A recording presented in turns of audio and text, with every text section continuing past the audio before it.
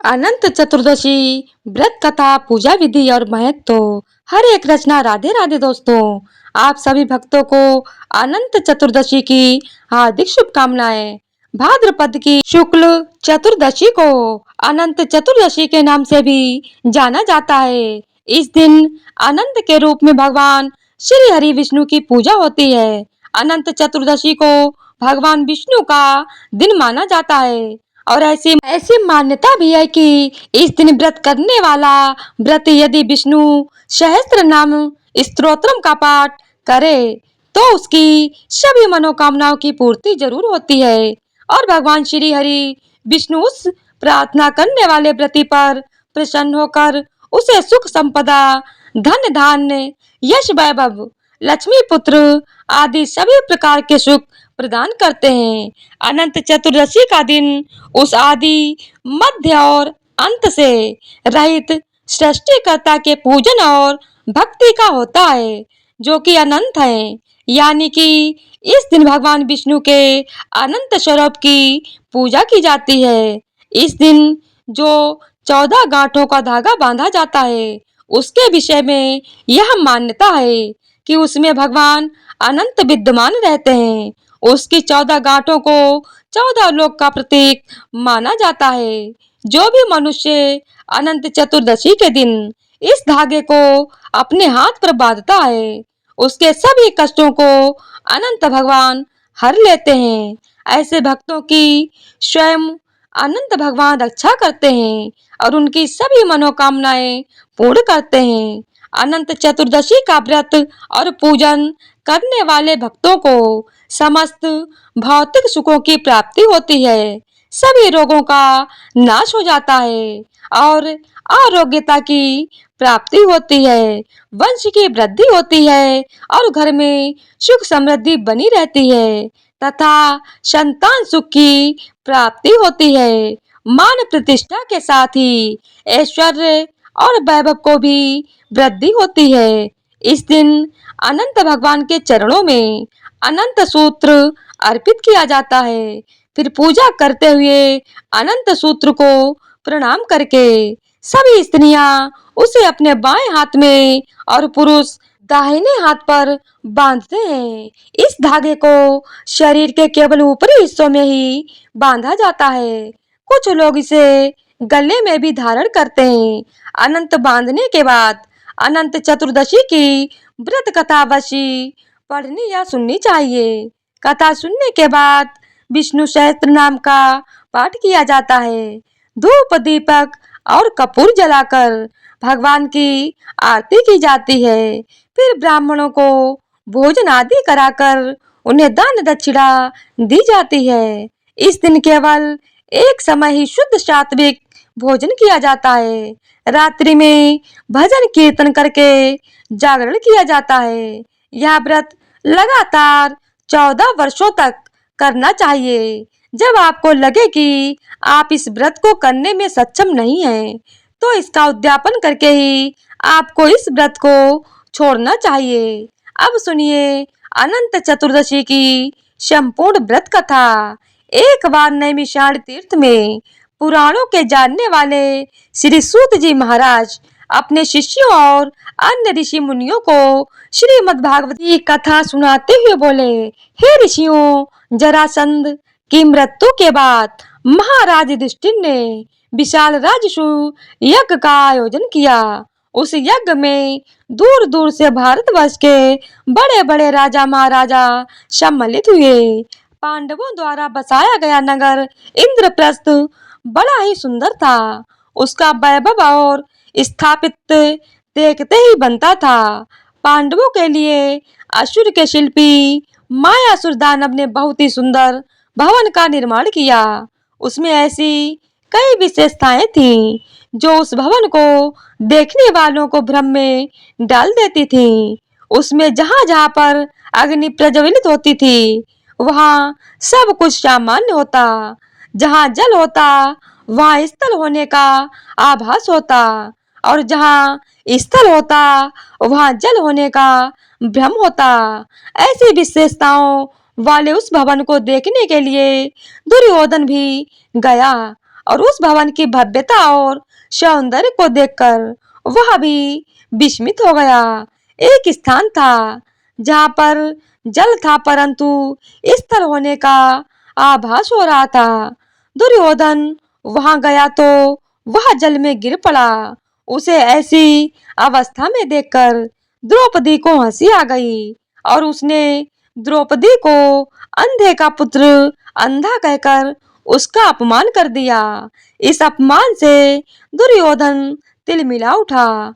उसने पांडवों और द्रौपदी को अपमानित करने और उनसे उनका राज्य छीनने की इच्छा से उन्हें चौसर खेलने का निमंत्रण दिया।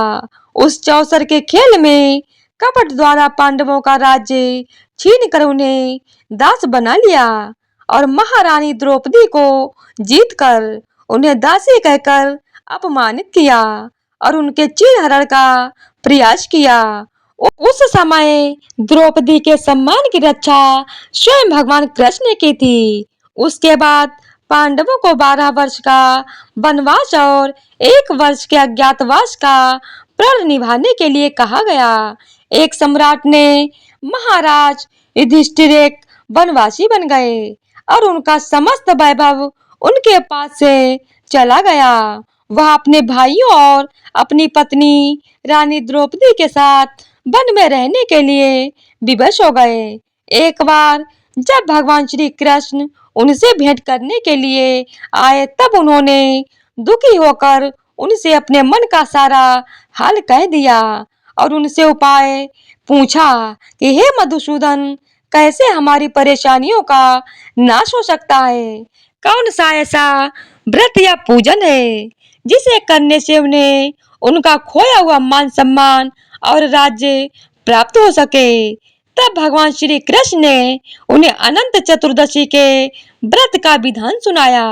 भगवान श्री कृष्ण कहने लगे कि हे धर्मराज, अनंत भगवान का व्रत और पूजन करने से आपकी समस्त परेशानियों और दुखों का नाश हो जाएगा और जो कुछ भी आपने खोया है वह पुनः आपको प्राप्त हो जाएगा और आपकी सभी मनोकामनाएं भी पूर्ण होंगी। ऐसा कहकर भगवान श्री कृष्ण ने उन्हें अनंत चतुर्दशी के व्रत की विधि बताकर उसकी कथा सुनाई। कथा के अनुसार अति प्राचीन काल में सतयुग के समय में एक ब्राह्मण हुआ करता था। उसका नाम था सुमंत। उसका विवाह वशिष्ठ गोत्र में उत्पन्न हुई भृगु ऋषि की सुंदर कन्या से हुआ और विवाह के बाद उनके यहाँ उत्तम गुणों वाली कन्या का जन्म हुआ, जिसका नाम उन्होंने सुशीला रखा। सुशीला की अल्प आयु में ही उसकी माँ का स्वर्गवास हो गया। तब उसके पिता सुमंत का दूसरा विवाह कर्कशा नाम की कन्या से हो गया। कर्कशा अपने स्वभाव के अनुसार ही बहुत दुष्ट और कर्कश थी। वह सुशीला के प्रति द्वेषपूर्ण भाव रखती थी, कभी उससे प्रेम नहीं करती और अपने पति से भी प्रतिदिन झगड़ा किया करती थी। समय के साथ साथ सुशीला की आयु भी बढ़ती गई और वह विवाह के योग्य हो गई। उसके रूप और गुणों की चर्चा सुनकर वेदों के ज्ञाता और मुनियों में श्रेष्ठ कौटिल्य ऋषि सुमंत के पास सुशीला से विवाह की इच्छा लेकर आए। कौटिल्य ऋषि ने सुमंत से उसकी पुत्री सुशीला का विवाह उनके साथ करने के लिए कह दिया। सुमंत ने खुशी के साथ अपनी पुत्री का विवाह कौटिल्य ऋषि के साथ कर दिया। अपनी पुत्री को विदा करते समय उसे कुछ देने की इच्छा से सुमंत अपनी पत्नी कर्कशा से कहने लगा, तो उसने घर के सारे पुराने सामान और बारात के खाने के लिए, रास्ते के भोजन के लिए रात का बचा हुआ भोजन बांध दिया। यह सब सुशीला ने देख लिया और यह कहकर उसे बहुत दुख हुआ। उसे लगा कि जब उसके ससुराल वालों को यह सब पता चलेगा तो उसका कितना अपमान करेंगे, उसे उनका तिरस्कार भी सहना पड़ेगा। यह सोचकर उसके मन में आत्महत्या का विचार आया। जब मार्ग में एक नदी के किनारे रुके तो सुशीला नदी में डूबकर आत्महत्या के विचार से वहां पहुंच गई। जब वहां पहुंची तो उसने देखा कि नदी के किनारे बहुत सी स्त्रियां कोई पूजन कर रही हैं। सुशीला ने उन स्त्रियों से पूछा कि आप लोग यह क्या कर रही हो? तब उन्होंने बताया कि आज अनंत चतुर्दशी है और हम सब अनंत भगवान का व्रत और पूजन कर रहे हैं। इस पूजन को करने से सभी मनोकामनाएं पूर्ण हो जाती हैं। तब सुशीला ने उनसे अनंत चतुर्दशी के व्रत और पूजन की विधि पूछी। तब एक स्त्री ने उसे बताया कि हे सुशीला, यह अनंत चतुर्दशी का व्रत है और इसमें भगवान विष्णु के अनंत स्वरूप का पूजन किया जाता है। पूजन के बाद 14 गांठों वाला धागा शुद्ध करके स्त्रियां अपने बाएं हाथ पर और पुरुष अपने दाएं हाथ पर बांधते हैं। इस धागे को बांधते समय अनंत भगवान से प्रार्थना करें कि हे अनंत देव, आप इस संसार रूपी सागर से मुझे पार लगाओ, मेरा उद्धार करो और आपको मेरा बारंबार प्रणाम है। फिर इस कामना के साथ इस अनंत सूत्र को अपने हाथ में बांधें और अनंत भगवान का ध्यान करें। तब सुशीला ने वही व्रत का संकल्प किया और पूजन करके अपनी बाईं बाह पर 14 गांठों वाला एक सूत्र बांध लिया और अनंत भगवान से प्रार्थना की, हे प्रभु, आप तो सब कुछ जानते हैं। आज मेरे ससुराल वालों के सामने मेरी और मेरे पिता की लाज रखना।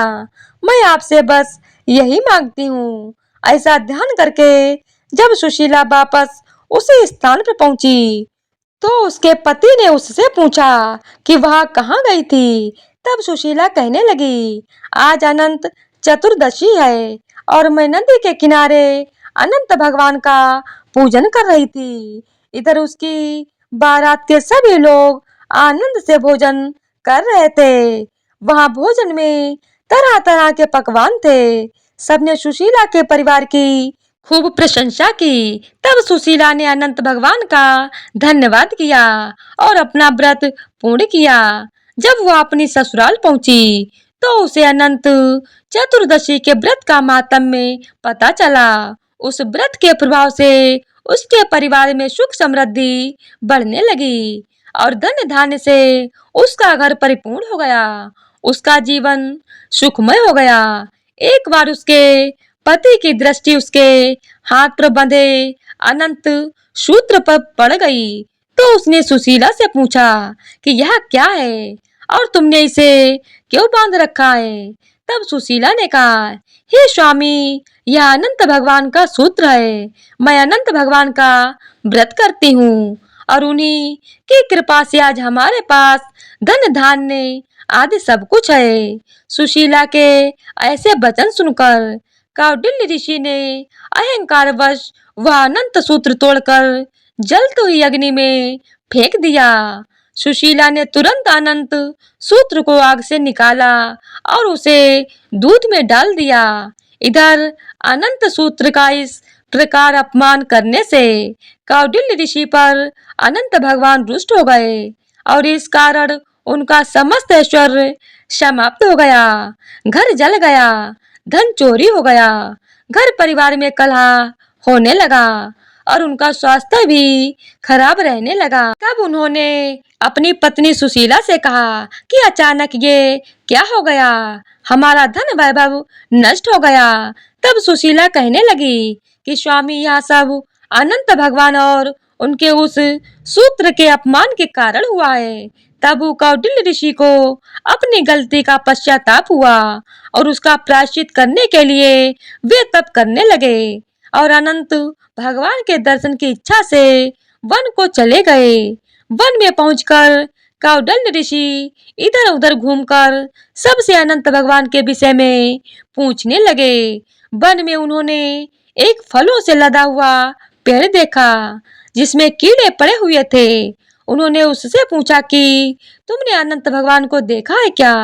तब उस वृक्ष ने मना कर दिया और कहा, नहीं, मैंने नहीं देखा। यह सुनकर जब कौटिल्य ऋषि आगे बढ़ने लगे तो वृक्ष ने कहा कि अगर तुम्हें अनंत भगवान मिले तो उनसे पूछना कि मेरे अंदर कीड़े क्यों हैं।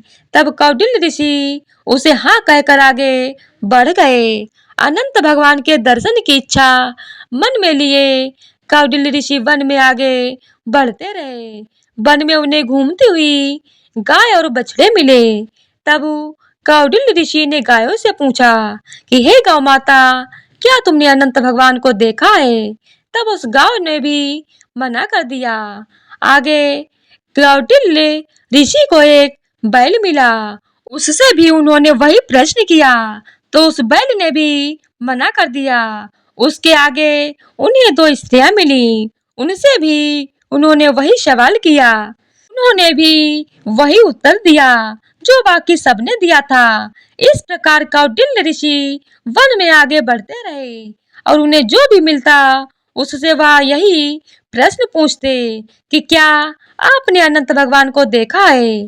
परंतु किसी से भी संतोषजनक उत्तर न पाकर वे बड़े दुखी हुए और उन्होंने अपने प्राण त्यागने का निश्चय कर लिया। तब उन्होंने आत्महत्या का प्रयास किया।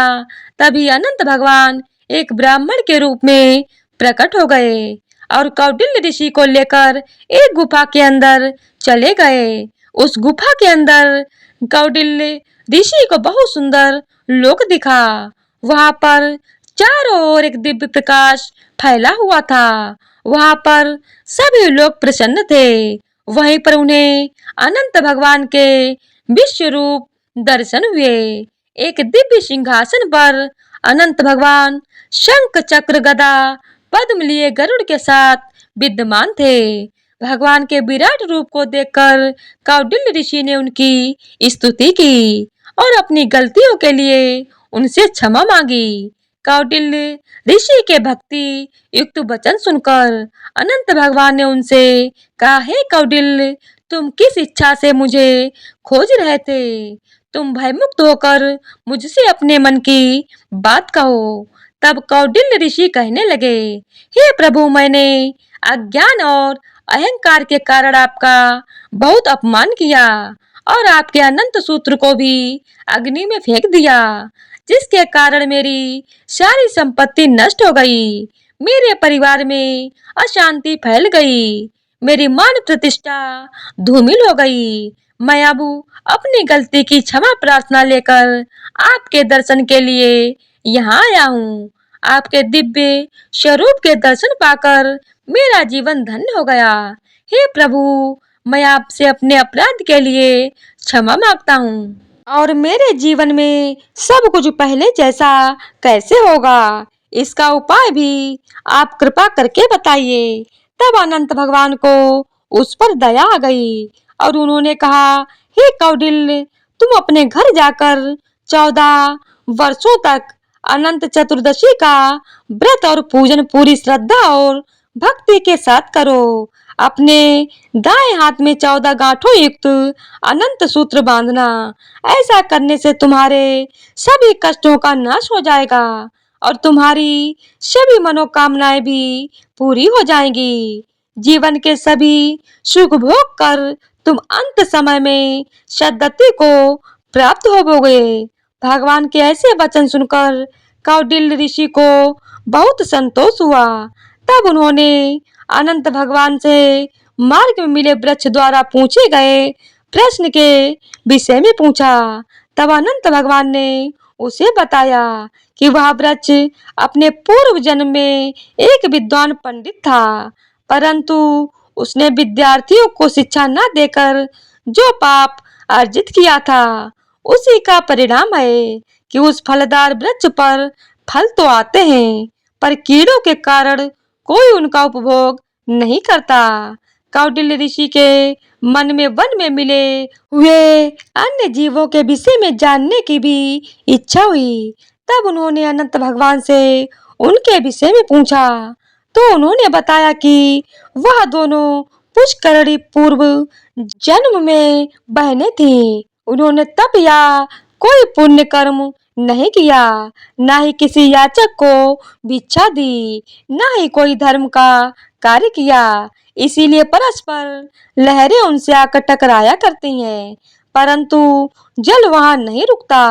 अनंत भगवान ने आगे कहा कि वह गाय पृथ्वी है, वह बैल धर्म है, गधा क्रोध है, वह हाथी अहंकार है, वह गुफा संसार है और मैं अनंत हूँ। फिर कौटिल्य ऋषि ने उन्हें प्रणाम करके अपने घर आकर अपनी पत्नी सहित 14 वर्षों तक अनंत चतुर्दशी के व्रत का पालन किया। अंत में अनंत भगवान की कृपा से जीवन के समस्त सुख भोग कर वह स्वर्ग लोक को चले गए। फिर भगवान कृष्ण ने धर्मराज युधिष्ठिर से कहा कि हे धर्मराज, अब आप भी इस व्रत का पालन करो। जैसे कौटिल्य ऋषि और सुशीला की सभी मनोकामनाएं अनंत भगवान ने पूर्ण की थी, ठीक उसी प्रकार तुम्हारी भी सभी मनोकामनाएं पूर्ण होगी। जो कुछ भी आपने खोया है वह सब आपको पुनः प्राप्त होगा। भगवान कृष्ण ने कहा, हे धर्मराज, अनंत चतुर्दशी का जो व्रत मैंने तुम्हें बताया है, उस व्रत को करने से मनुष्य अपने सभी पापों से मुक्त होकर स्वर्ग लोक को जाता है। भगवान श्री कृष्ण के कहे अनुसार तब धर्मराज युधिष्ठिर ने भी अनंत चतुर्दशी का व्रत और पूजन किया।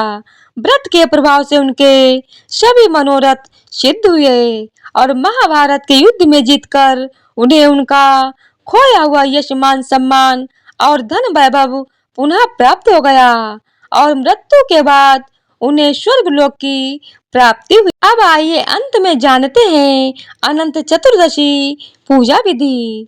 ब्रह्म मुहूर्त में स्नान आदि नित्य कर्मों से निवृत्त होकर सबसे पहले कलश की स्थापना करें।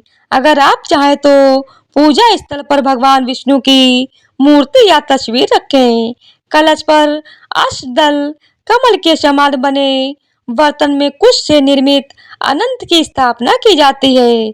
इसके बाद कुमकुम केसर या हल्दी से रंग कर बनाया हुआ कच्चे डोरे का 14 गांठों वाला अनंत तैयार करके सूत्र को भगवान विष्णु के सामने रखें। कुश के अनंत की वंदना करके उसमें भगवान विष्णु का आवाहन तथा ध्यान करके गंध अक्षत पुष्प दीप नैवेद्य आदि से पूजन करें। पूजा करने के बाद अनंत देव का ध्यान करके शुद्ध अनंत को पुरुष दाहिने हाथ पर बांध लें और महिलाएं बाएं हाथ पर बांध लें। यह डोरा भगवान विष्णु को प्रसन्न करने वाला तथा अनंत फल देने वाला माना गया है। यह व्रत धन पुत्र आदि की कामना से किया जाता है। इस दिन नए डोरे के अनंत को धारण करके पुराने का त्याग कर देना चाहिए और इस व्रत का पारण ब्राह्मण को दान करके करना चाहिए। इसके बाद पूरा परिवार प्रसाद ग्रहण करे। अब आइए जानते हैं अनंत चतुर्दशी का मंत्र। अनंत चतुर्दशी पूजा मंत्र कुछ इस प्रकार है। अनंत सर्व नागानामधिपा सर्व कामद सदा भूयात् प्रसन्नो में एकता नाम भयंकरा। एक बार प्रेम से बोलिए अनंत भगवान की जय। अगर आप सभी को वीडियो पसंद आई हो तो वीडियो को लाइक और चैनल को सब्सक्राइब अवश्य करें। मिलते हैं फिर एक नई कथा के साथ। तब तक के लिए हरे कृष्णा, राधे राधे।